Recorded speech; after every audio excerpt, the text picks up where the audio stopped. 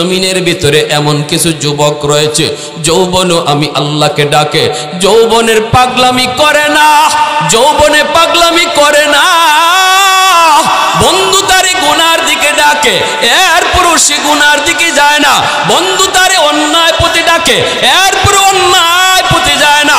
যুবকের পাগলা গোড়া দৌড় দিতে চায় কিন্তু লাগাম টেনে গোড়ারে আটকায় নেয়। আমি আল্লাহ দেখতেছি ওই যুবকের কলিজায় আমি আল্লাহর ভয়। যৌবনে তারে মসজিদে দেখা যায়, যৌবনে তারে ওয়াজ মাহফিলে পাওয়া যায়, যৌবনে তারে উলামায়ে কেরামের কাছে পাওয়া যায়, যৌবনে ইসলামের জন্য জীবন দিতে দেখা যায়। আমি আল্লাহ ওই যুবকের কলিজার দিকে যখন তাকাই এই জমিনের প্রতি আমার মায়া লেগে যায়। এজন্য বলি যুবক, যদি তোমার সামনে জীবন দেওয়ার প্রস্তুতি নেওয়ার মতো সুযোগ তৈরি হয়, ফিলিস্তিনে যাওয়ার জন্য যদি তোমাকে সুযোগ তৈরি করে দেওয়া হয়, মাননীয় সরকার প্রধানকে ধন্যবাদ জানাই। ফিলিস্তিনের পক্ষে তিনি অবলম্বন করেছেন, ফিলিস্তিনের পক্ষ নিয়েছেন, কোনো রক্তচক্ষুর পড়ুয়া আমাদের প্রধানমন্ত্রী করেন নাই। যদি তোমাকে আমাকে ওই জালেমদের বিরুদ্ধে জিহাদ করার জন্য রাস্তা তৈরি করে দেওয়া হয়, ওই অবুঝ বাচ্চাটার কান্নার আওয়াজ, দুশ্মনের জিন্দানখানায় তোমার মুসলিম বোনের কান্নার আহাজারি, সেই আহাজারির কারণে যদি তোমাকে কখনো রাজপথে নামতে হয়, জীবন দেওয়ার সময় এসে যায়, কারা কারা তৈয়ার হাত উঠে আল্লাহকে দেখাও।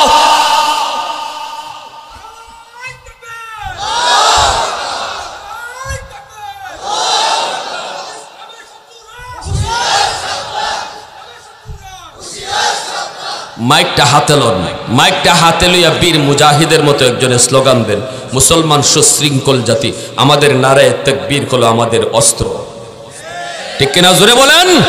যুদ্ধের ময়দানে সাহাবায়ে কেরাম নারায়ে তাকবীরের আওয়াজ তুলেছেন আর সাথীরা আল্লাহু আকবার বলেছেন, দুশমনের কলিজা কেঁপে গেছে। ময়দান ছেড়ে নারায়ে তাকবীরের আওয়াজ শোনা মাত্রই তারা পালাইছে। আল্লাহু আকবার।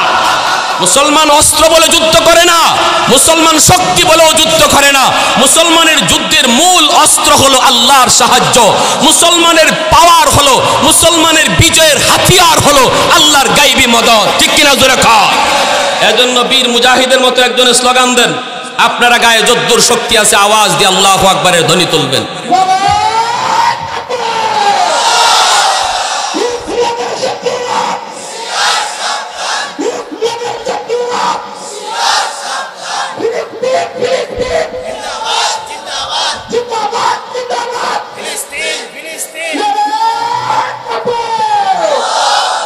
যেই মসজিদে আকসায় আমার আপনার নবী ইমাম, ঠিক কিনা, সমস্ত নবীগণ ছিলেন আমার আপনার নবীর পিছনে মুক্তাদি, আর আমার আপনার নবী ছিলেন ইমাম। মেরাজের রজনীতে আল্লাহ পাক রব্বুল আলামিন নবীকে বাইতুল মুকদ্দাসে হাজির করলেন। সুবহানাল্লাযী আসরা বিআবদিহি লাইলাম মিনাল মাসজিদিল হারাম ইলাল মাসজিদিল আকসা। আল্লাহু আকবার জোরে কোন। দিনের নবী মায়ার নবী মসজিদে আকসায় হাজির। জিব্রাইলে আমিন বোরাকের পেটে উঠাইয়া আমার আপনার নবীকে মসজিদে আকসায় নিয়ে হাজির হলেন। সমস্ত নবীগণকে আল্লাহ আগেই জমা করে রাখলেন। তাহলে ফিলিস্তিন জেরুজালেম এমন এক জায়গা যেখানে ১০০ লক্ষ নবী এসেছেন। আল্লাহু আকবার। এমন এক পবিত্র জায়গায় যেই জায়গা হাসরের ময়দান হবে। আল্লাহু আকবার।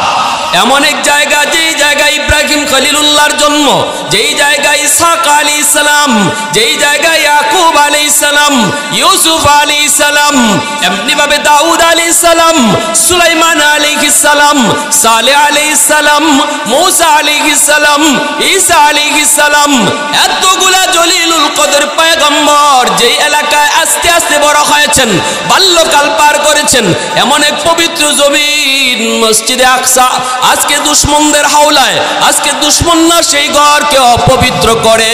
সেই ঘরের পবিত্রতা রক্ষার জন্য ওমর ফারুক জিহাদ করেছেন, সালাউদ্দিন আইয়ুবী তিনি জিহাদ করেছেন, আল্লাহর ঘরের পবিত্রতা রক্ষার জন্য জানবাজি রেখেছেন।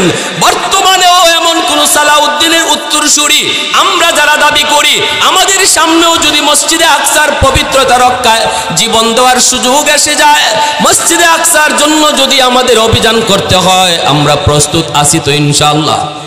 সবাই বলেন প্রস্তুত আছি তো ইনশাআল্লাহ।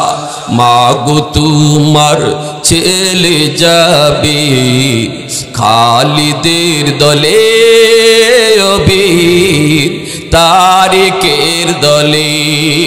মা গো তোমার ছেলে যাবে খালিদের দলে বীর তারিকের দলে। মাজলুমানের আর্তনাদ আজ ফিলিস্তিনে কাশ্মীরে, ঠিক না?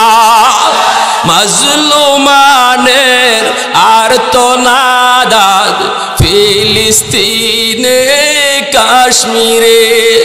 মা আমায় দিও না বাধা যেতে খালিদের দলে বীর তারিকের দলে।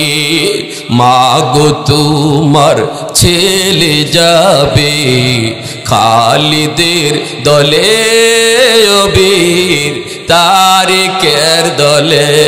প্রিয় নবীর দাত মোবারক শহীদ উহুদ প্রান্তরে প্রাণ বিসর্জন দিলেন হামজা দিন ইসলামের তরি। মা আমায় দিও না বাধা যেতে খালিদের দলে বীর তারিকের দলে। মুসলমানের আওয়াজে কোন আল্লাহু আকবার, আরেকটু জোরে কোন আল্লাহু আকবার। দ্বীনের নবী, মায়ের নবী, রহমতের নবী মসজিদে আকসায় হাজির। আদম পয়গম্বর থেকে নিয়ে ঈসা নবী পর্যন্ত সমস্ত নবীগণের সাথে আমার আপনার নবীর পরিচয় পর্ব শেষ হলো। এরপরে আল্লাহ পাক কয় জিব্রাইল বোরাকটারে পাথরের মধ্যে তুমি বাঁধো, পাথরের উপরে ওইটা তুমি আজান দাও। জিব্রাইলে আমিন আজান দেওয়া শুরু করলেন। আল্লাহু আকবার, আল্লাহু আকবার, আশহাদু আল্লা ইলাহা ইল্লাল্লাহ, আশহাদু আন্না বলে জিব্রাইল থেমে গেলেন। আশহাদু আন্না কয়া তিনি কোন নবীর নাম নেবেন? আল্লাহর কাছে জিজ্ঞেস করেন মালিক। আদম নবীও এই জায়গায় হাজির, ইব্রাহিম খলিলুল্লাহ এই জায়গায় হাজির, নূহ আলাইহিস সালাম এই জায়গায় হাজির, মূসা কালিমুল্লাহ এই জায়গায় হাজির। ও মালিক কোন নবীর নাম আজানের ভিতরে নিব?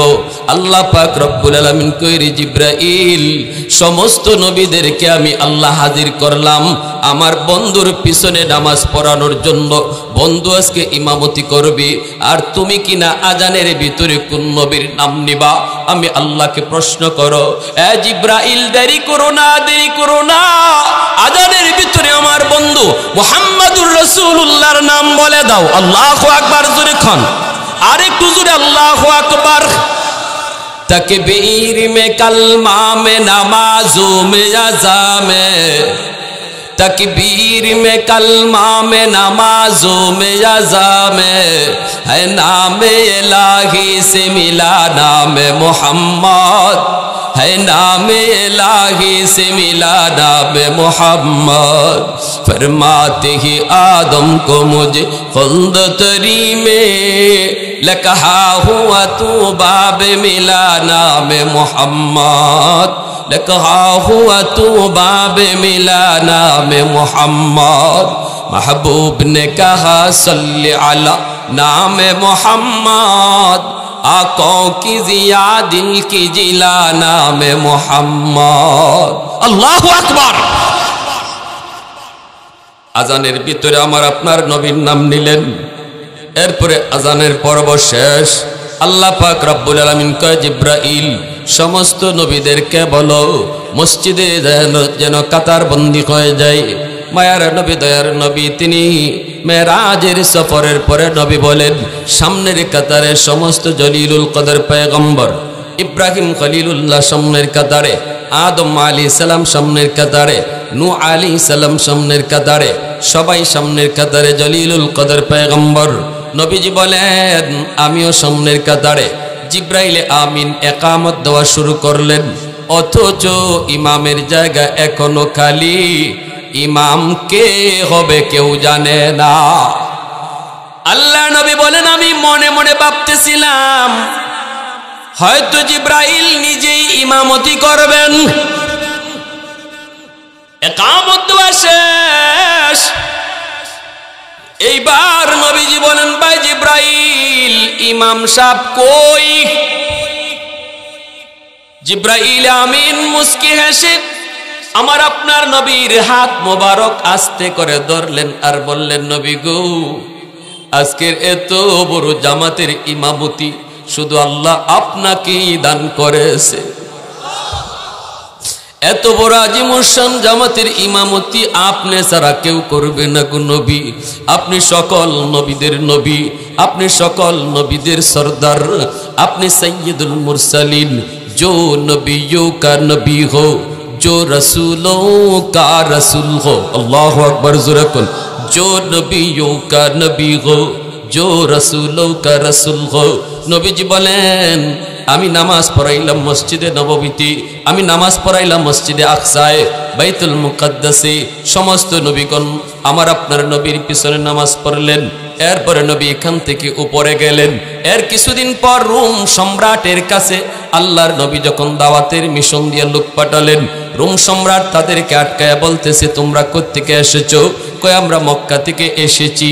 কে পাঠাইছে? কয় নবী মুহাম্মদুর রাসূলুল্লাহ সাল্লাল্লাহু আলাইহি ওয়াসাল্লাম। রোম সম্রাট এইবার নবী সম্পর্কে জানতে চায়, দেখো তো মক্কায় অন্য কোনো লোক পাও কিনা। খুঁজে খুঁজে তারা পেয়ে গেল আবু সুফিয়ানকে, মক্কায় তারা রুমে পেয়ে গেল। আবু সুফিয়ানকে ডাকা হয়, মক্কার লিডার আবু সুফিয়ান, মক্কার কাফিরদের লিডার। মায়ার নবীর সাথে চরম দুশ্মনী, তখনও তিনি কালেমা পড়ে মুসলমান হন নাই। আল্লাহ নবীর সাথে কঠিন দুশ্মনী, অথচ নবীজির সম্পর্কে শ্বশুর। আল্লাহ নবী সম্পর্কে আবু সুফিয়ানের একজন মেয়ে উম্মে হাবিবা রাদিয়াল্লাহু তাআলা আনহা, আল্লাহর নবীর পবিত্র বিবি। আল্লাহু আকবার জোরে কোন। নবীজির পবিত্র বিবি উম্মে হাবিবা রাদিয়াল্লাহু তাআলা আনহা, ইনার বাবা হলেন আবু সুফিয়ান। আল্লাহু আকবার। এজন্য আবু সুফিয়ান নবীর সাথে দুশ্মনী রাখে, কিন্তু নবীর ঘরে তার কলিজার টুকরা মেয়ে উম্মে হাবিবা একদিন চুপে চুপে তিনি চলে আসলেন মদিনায় মেয়েটাকে দেখার জন্য। বাবার কলিজায় মেয়েদের প্রতি দরদ বেশি থাকে, বাবার প্রতি মেয়েদের দরদ বড় বেশি থাকে। মেয়েটাও ছিল আবু সুফিয়ানের বড় কলিজার, বড় মায়ার। একদিন চলে আসলেন আবু সুফিয়ান মদিনায়। আয়েশা আল্লাহর নবী কি তিনি পান নাই? নবীজি তিনি দাওয়াতের কাজে মদিনার বাইরে। আবু সুফিয়ান ঘরের কাছে আয়েশা ডাক দেয় উম্মে হাবিবা। ভিতর থেকে মেয়ে বুঝে ফেলছেন বাবা, দৌড় দিয়ে দরজার পাশে আসছেন। আইসে দেখেন বাবা, দীর্ঘদিন পর বাবা আজকে মেয়ের খুঁজে মদিনায়, কিন্তু সম্পর্ক ভালো না, আল্লাহর নবীর সাথে বড় কঠিন দুশ্মনী। মেয়েটা তখন বলতেছে আব্বা আপনি কেমন আছেন? বাবা বলতেছে মা আমি তো ভালো আছি, কিন্তু তুমি মুহাম্মদের ঘরে কেমন আছো রে মা?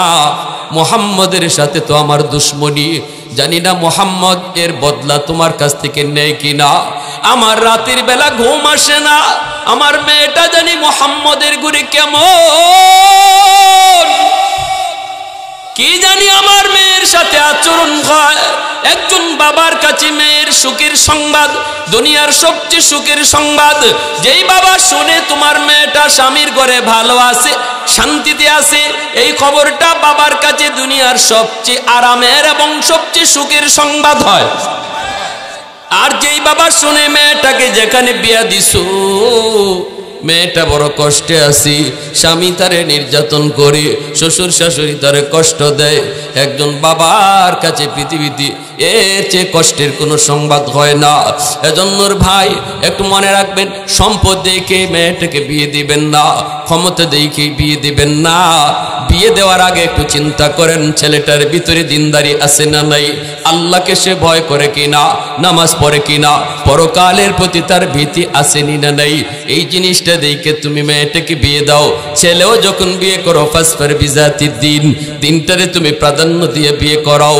উলামায়ে কেরামের ঘরে যারা আছে টাকা তাদের কম, কিন্তু উলামায়ে কেরামের বিবিরা আলেমদের বুক ভরা ভালোবাসা পায়, ঠিক কিনা?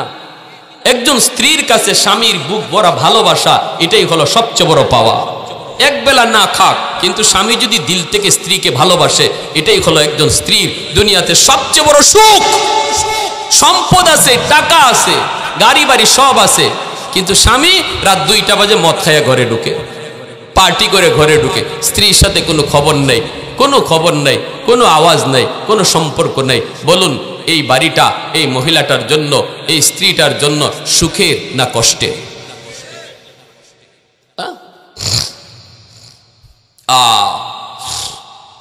এজন্য ওলামায়ে কেরামকে দিল থেকে ভালোবাসেন, সন্তানটারে আলেম বানান, হাফেজ বানান। আবু সুফিয়ান কয়, মা মুহাম্মদ কই? উম্মে হাবিবা বলেন, বাবা তিনি তো দাওয়াতের কাজে মদিনার বাহিরে আছেন। এই কথা বলতেই আবু সুফিয়ান ঘরের বাহির দরজার সামনে উম্মে হাবিবা রাদিয়াল্লাহু তাআলা আনহা, নবীজির পবিত্র বিবি, আমাদের মা, তিনি তখন দাঁড়ায় আছেন। বাবা বাহিরে। আবু সুফিয়ান কয়, মা তুমি কি আমাকে বাহিরে রেখে কথা বলবা নাকি ঘরে ঢুকাইবা? এই কথা বলতেই ও আম্মা জান দৌড় দিয়ে তিনি ঘরের ভিতরে ঢুকলেন। ঢুকেই তিনি আল্লাহর নবী যেই বিছানায় ঘুমান, এই বিছানায় যে চাদরটা ছিল, নবী যেই চাদরে ঘুমাইতেন, ওই চাদরটা টান দিয়ে তিনি উঠে নিলেন, শুধুমাত্র একটা খাট। এরপরে বলতেছেন, বাবা আপনি ভিতরে আসেন। ভিতরে বাবাকে ঢুকাইলেন। বসাইবেন কোথায়? চেয়ার নাই, সোফা নাই, কিছুই তো নাই, আছে শুধু একটা খাট। খাটের উপরে ছিল একটা বিছানার চাদর, চাদরটাও তিনি সরায় ফেললেন। আবু সুফিয়ান কয়, মা কই বসবো? তিনি বলতেছেন, বাবা এখানেই বসতে হবে, আর কোনো বসার জায়গা নাই। আবু সুফিয়ান কয়, মা তুমি কি তোমার বাবাকে ভুলে গেছো রে মা? তোমার বাবা মকমলের বিছানায় ঘুমায়, তোমার বাবার জন্য ইজি চেয়ার জাজিম, আর আমি শুধু এই খাটের মধ্যে বসবো। আবার একটা চাদর ছিল, চাদরটাও তুমি সরায় ফেলছো। এই কথা বলতে উম্মে হাবিবা কই, বাবা গো, বাবা তুমি কষ্ট নিও না, বাবা এই চাদরে কি ঘুমায় তুমি জানো নি? এই চাদরে কি ঘুমায় তুমি জানো নি?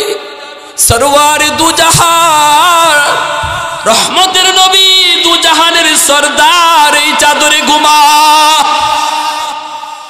এই চাদরে আমি তোমাকে বসতে দিতে পারি না।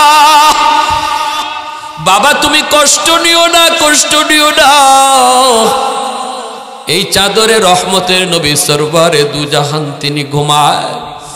আবু সুফিয়ান বসে গেল। এবার বসে বলতেছি, মারি মা তুই আমার কলিজার টুকরা মেয়ে, ভালো কিছু খাইতে গেলে এখনো তোর কথা মনে করে আমি খাই না। কিছু খাইতে গেলে তোর কথা মনে পড়ে যায়। মুহাম্মদের ঘরে তুমি কেমন আছো, খাওয়া দাওয়া করো কিনা?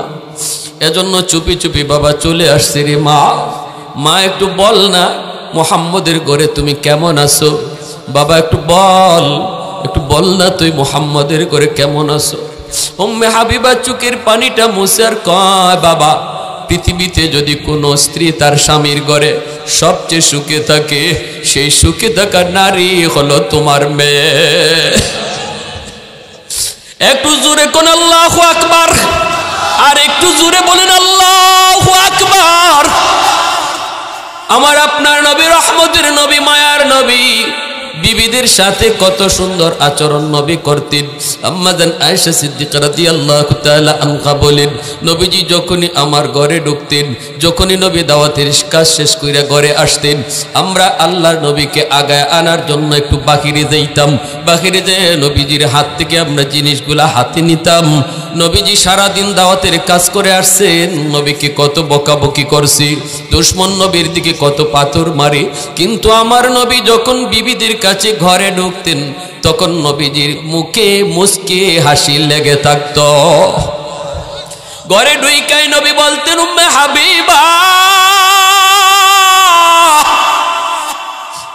আমি পাক করে আছি, তুমি ঘর ঝাড়ু দাও। আল্লাহু আকবার।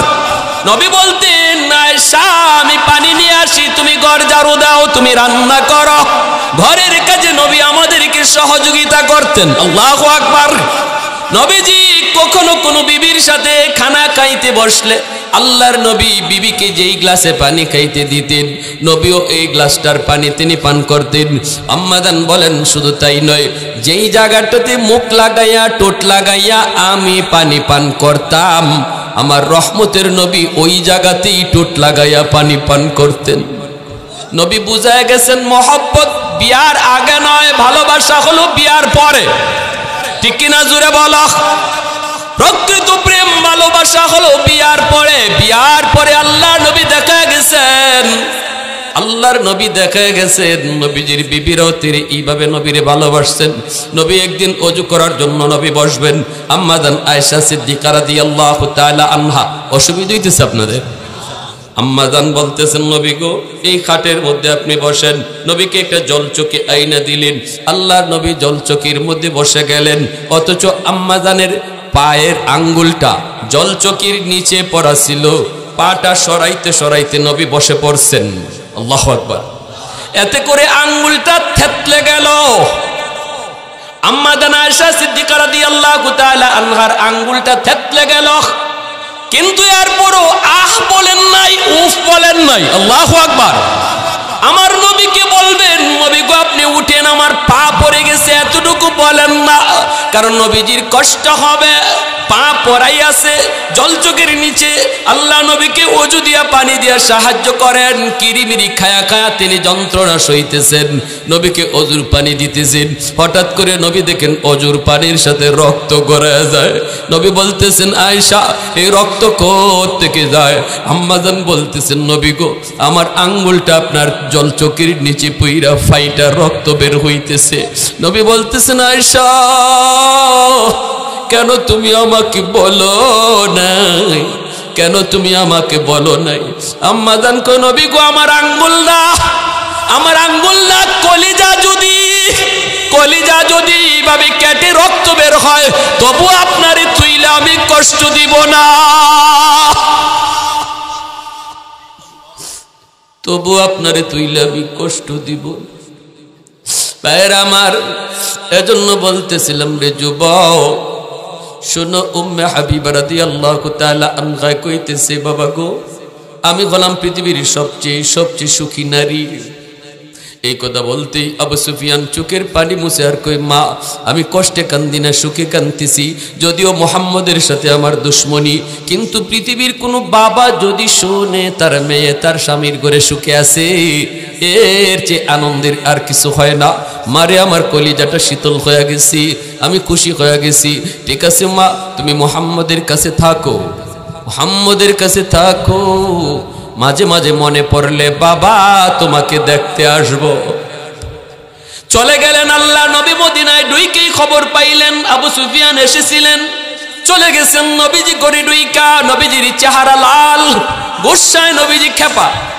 ঢুকেই বলতেছেন উম্মে হাবিবা তোমার আব্বা নাকি এসেছিলেন? সাথে সাথে উম্মে হাবিবা কই নবী গো কোত্থেকে খবর পাইলেন? নবী কয় মদিনার কিছু মানুষ কইছে। জি গো নবী এসেছিলেন। আল্লাহ নবী এবার বলতেছেন উম্মে হাবিবা রে কেন তুমি ওনাকে মেহমানদারি করলা না? আজ কেন তুমি রাখতে পারলা না? সুবহানাল্লাহ। অথচ আল্লাহ নবীর সাথে কঠিন দুশ্মনী, নবীকে মারার জন্য হত্যা করার জন্য কত পরিকল্পনা আবু সুফিয়ানের। নবী বলতেছেন কেন আজকে মেহমানদারি করলা না? গুসায় নবীজি খেপা।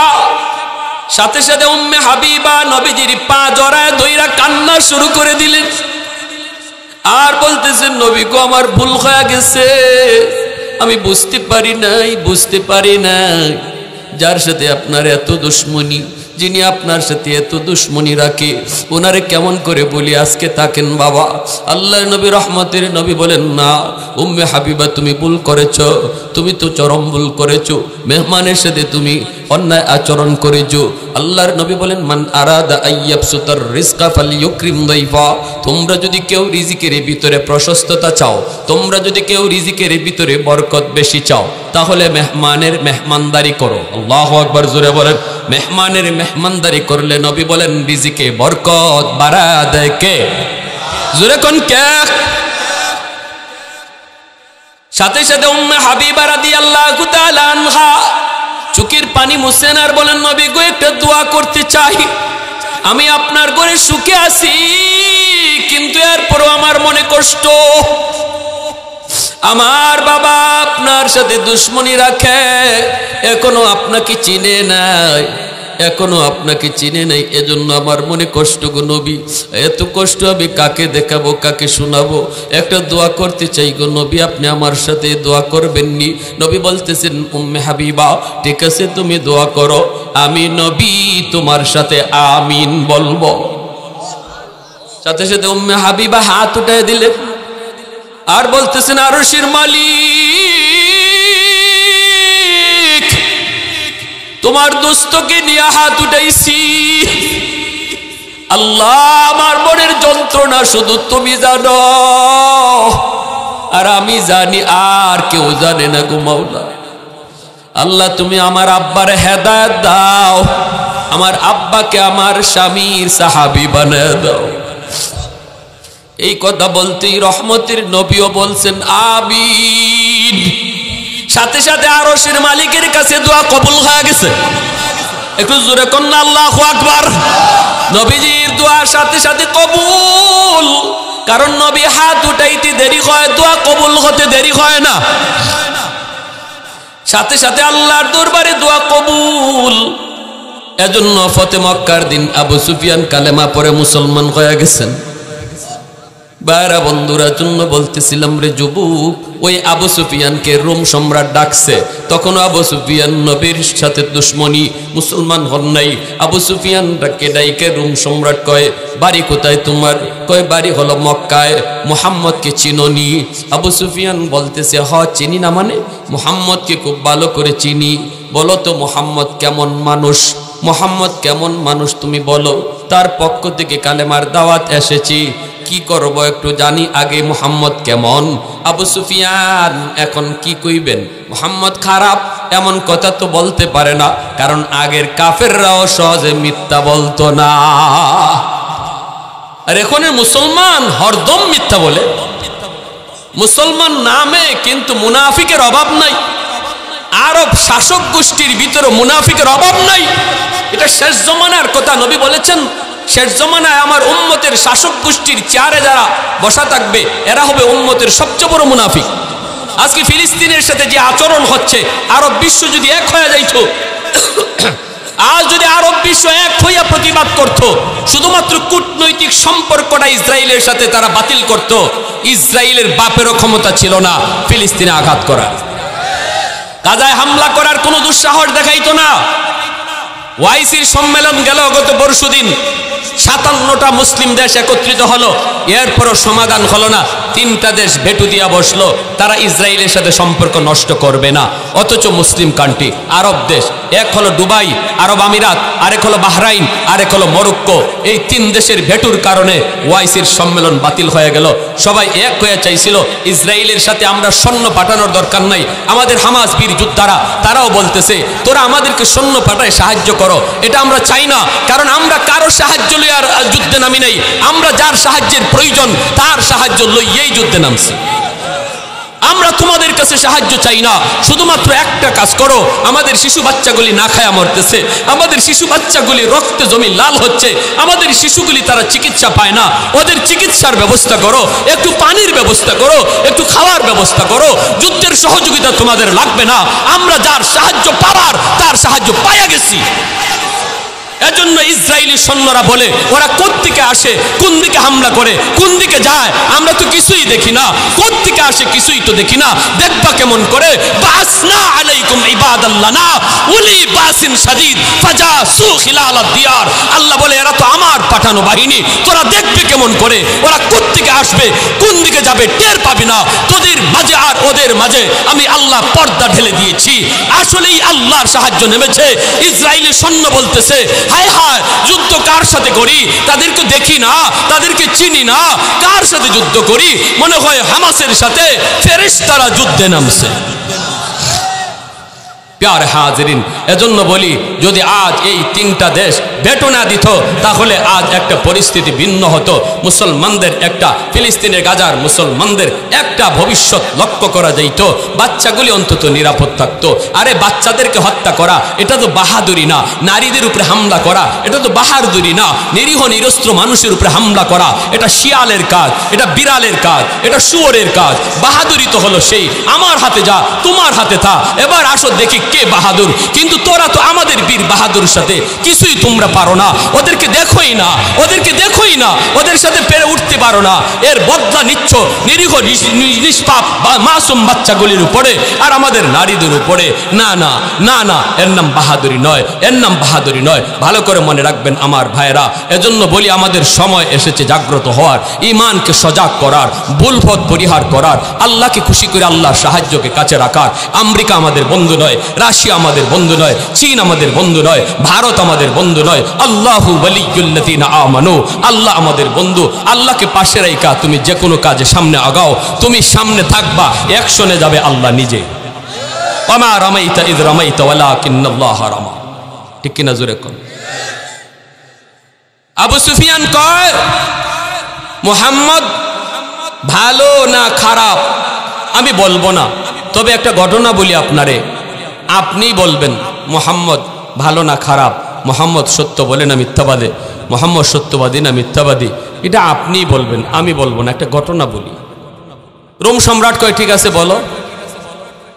তখনই আবু সুফিয়ান বলতেছে মুহাম্মদ বলে সে নাকি কোনো এক রাতের অল্প সময়ের মধ্যে মক্কা থেকে বাইতুল মুকাদ্দাস এসেছে, 1000 মাইল 1500 মাইল এখানে এসেছে। এখান থেকে আবার সে 7 আসমান পাড়ি দিয়া আল্লাহর সাথে সাক্ষাতে গেছে, ওখান থেকে আল্লাহর সাথে কথা হইছে, তারপরে ইনি আবার আসছে, আইসা আবার বাইতুল্লাহ আসছে। এত লম্বা সফরে ওনার সময় ব্যয় হয়েছে অল্প কিছু সময়, এখনো অজুর পানি তার জায়গা মতো গড়ায়া যায় নাই, এর ভিতরে সফর শেষ।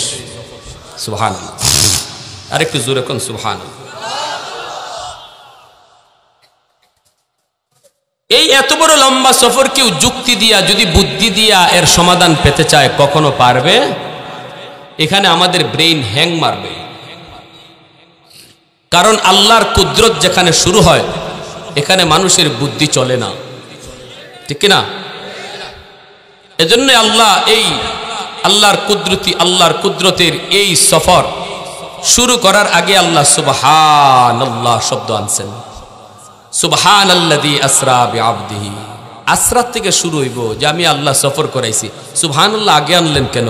এতে করে মুফাসসিরিনে কেরাম লিখছেন আল্লাহ প্রথমেই বুঝাইতে চান আমার বান্দাবান্দি শোনো, এই মুহূর্তে আমার এক বন্ধুর ঐতিহাসিক সফরের কথা তোমাদেরকে শোনাবো, যেটা তোমাদের বুদ্ধিতে ধরবে না, যুক্তিতে আসবে না, ব্রেইন তোমাদের হ্যাং মারবে। এটা শুধুমাত্র আমার কুদরতি খেলা, এটা মাত্র আমার কুদরতের পাওয়ার, আমি শুধু পারি। এজন্যই তুমি সবার আগে সুবহানাল্লাহ বলো। এখন ওরা তো যুক্তির উপরে নির্ভরশীল, নিজেদের ব্রেন বিবেকের উপরে নির্ভর করে কথা বলে। রোম সম্রাট বলতেছে ঠিকই তো, এটা কেমনে সম্ভব? এত অল্প সময়ের ভিতরে এত লম্বা সফর, এটা কেমন করে সম্ভব? এটা তো আমার বুদ্ধিতে ধরে না, আমার বিবেকে আসে না। আবু সুফিয়ান কয় তাহলে এবার আপনি বলুন মুহাম্মদ সত্য বলে না মিথ্যা বলে?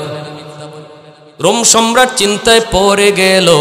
ওই মুহূর্তেই রোম সম্রাটের দরবারে বাইতুল মুকাদ্দাসের খাদেম সাহেব উপস্থিত ছিল। আল্লাহু আকবার। বাইতুল মুকাদ্দাসের খাদিম ইনি তখন ওই দরবারে উপস্থিত, তিনি কিন্তু খ্রিস্টান পণ্ডিত পাদ্রী। ইনি ডাক দিয়া বলতেছে জাহাপনা, আমি আমার আরবি ভাইকে কিছু প্রশ্ন করব। করো। ডাক দিয়া বলতেছে ভাই রে, তোমার কি সেই রাতের কথা মনে আছে? এটা কোন রাত? আবু সুফিয়ান কই সেটা হলো রজব মাসের 26 তারিখ দিবাগত রাত, শবে মেরাজ। সাথে সাথে ওই পাদ্রী কই জাহাপনা, এটা যদি গেল মাসে রজব মাসের 26 তারিখ দিবাগত রাতের ঘটনা হয়, তাহলে ওই রাতের জ্বলন্ত সাক্ষী হলাম আমি। কারণ ওই দিন আমি বাইতুল মুকাদ্দাসের খাদেম, এশার নামাজের পর প্রতিদিনের মতো আমি দরজা জানালা বন্ধ করে আমি আমার হুজরায় যাইতাম, কিন্তু ওই রাতের কথা আমার মনে থাকবে। মরণের আগ পর্যন্ত আমি ওই রাতের কথা বলতে পারবো না। ওই রাতে আমি যখন সব দরজা জানালা বন্ধ করেছি, মেইন দরজাটা আমি বন্ধ করতে পারি না, শক্তি ব্যয় করি আর পুরো দরজা লাগে না, অনেক চেষ্টা করি দরজা লাগে না। ঘটনা কি, আমি অবাক হয়ে গেলাম। অন্যদিন তো এই দরজা এত শক্ত হয় না। মিস্ত্রি আনলাম, মিস্ত্রি আইনা আমি দেখলাম কোথাও কল কবজা আটকে আছে কি না, দেখলাম না না কোনো কল কবজা আটকে নেই, এরপর দরজা লাগাইতে পারি না। ঘটনা কি, মিস্ত্রিও কিছু টের পায় না, দরজা লাগাইতেই পারলাম না, দরজাটা খোলা রেখেই আমাকে চলে যেতে হলো। আমি তখনো বুঝি নাই কেন দরজা লাগাইতে পারি নাই। ফজরের সময় দ্রুত আমি চলে আসলাম, মসজিদে আকসার দরজা খোলা, তাড়াতাড়ি যাই।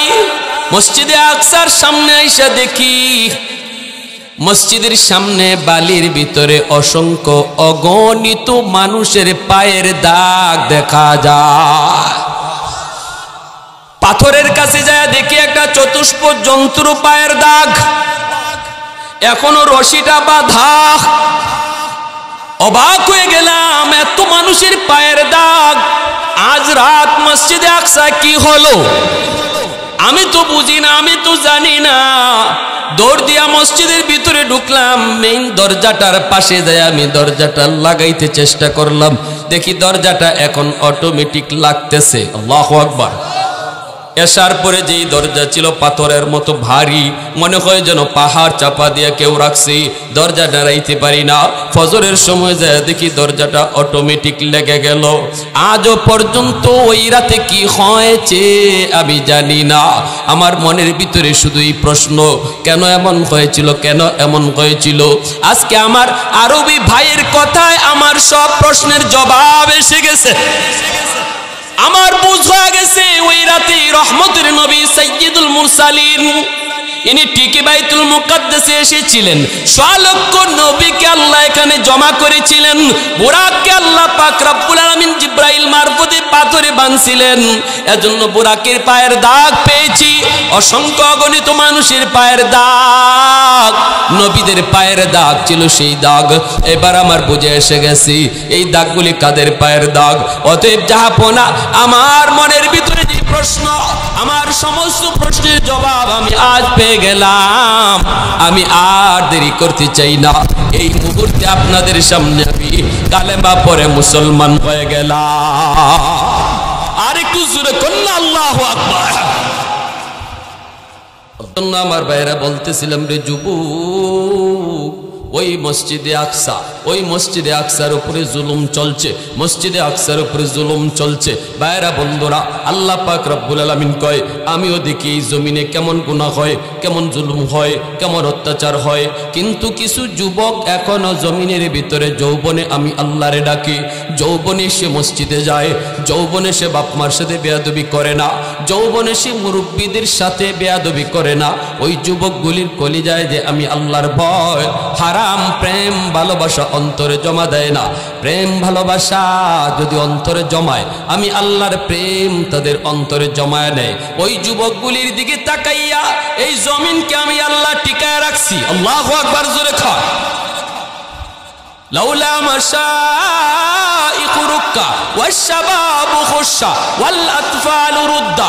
আল্লাহ পাক কই জমিনের ভিতরে এমন কিছু শিশু বাচ্চা আছে, এদের কোনো গুনাহ নাই, এদের কোনো অপরাধ নাই।